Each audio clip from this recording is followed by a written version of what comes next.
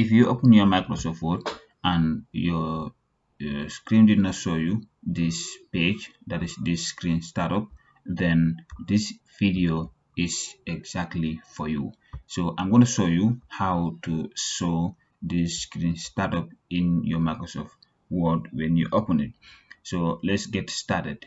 All right, if you want to show this screen startup, you come to File tab here, then you come to Options, and then you come to Ease Access. Then you have to click on this one. You have to make sure this one is checked.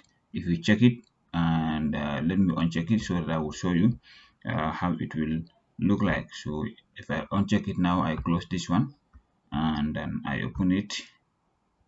You will see what will happen. You see it shows nothing like that page screen startup.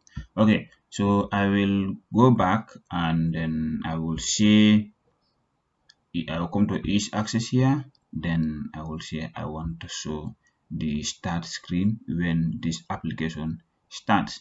Okay, so I will say okay. Then let me close it and then open it again and see whether it will work. Good, so here it works. I think you enjoyed the video. Thank you for watching, and please subscribe to the channel when you think it's helping you. Until we meet again, bye bye.